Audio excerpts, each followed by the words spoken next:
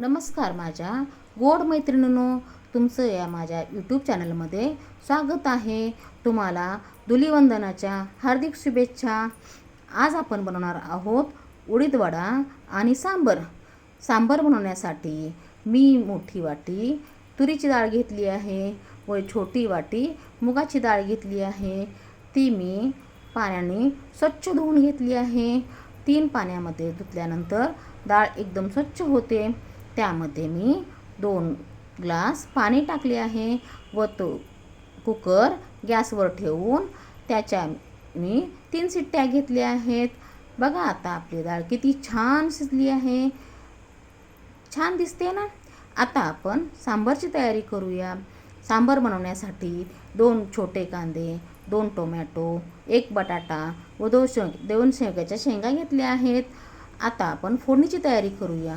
फोडणीसाठी मी 2 चमचे तेल घेतले आहे. सांबार बनवण्यासाठी तेल थोडे जास्तच घ्यायचे.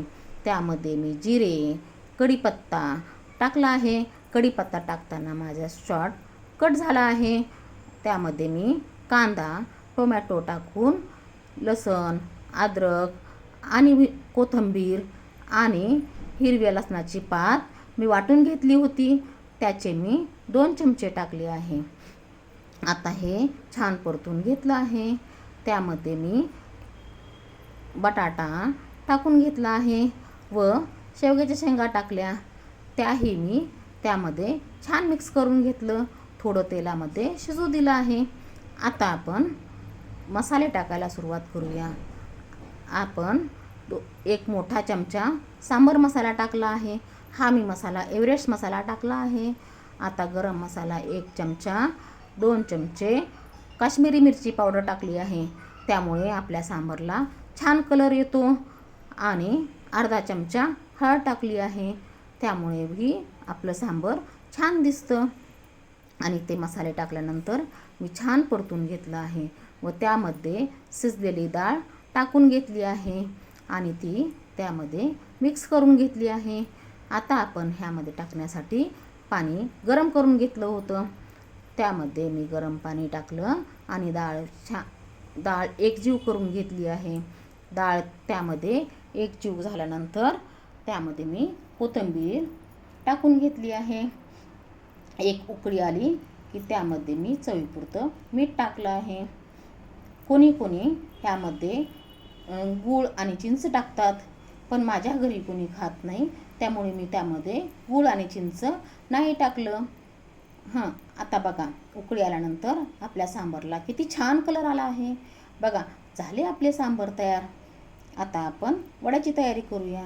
वडे करण्यासाठी मी काल उडीदाची डाळ भिजत घातली होती. सकाळी त्यामधलं पाणी निथळून उडदाची डाळ मी वाटून घेतली. वाटताना मी त्यामध्ये जिरे आणि मिरची, कोथिंबीर आणि थोडासा कढीपत्ता टाकून घेतला होता. आता त्यामध्ये फेटून घेऊन मीठ टाकलं व थोडीशी कोथिंबीर टाकली. हाताला पाणी लावून मी वडे सोडून घेतले आणि वडे तेलामध्ये खरपूस तळून घेतले आहेत. म्हणजे बाहेरून खरपूस कडक कुरकुरीत होतात व आतून नरम राहतात. बघा तेल थोडंही पिलेलं नाही आपल्या वड्याने. वडे आता आपले तयार झाले आहेत. किती छान कलर आला आहे ना वड्यांचा, है ना. आता आपण वडे आणि सांबर खाण्यासाठी सज्ज झालो आहेत. चला आता आपण सांबर आणि वडे काढून घेऊया एका वाटीमध्ये. एका वाटीमध्ये मी वडे काढले व त्यावर गरम गरम सांबर ओतून घेतलं. चला करा पटापट आणि खाऊन घ्या. छान झाले आहेत ना.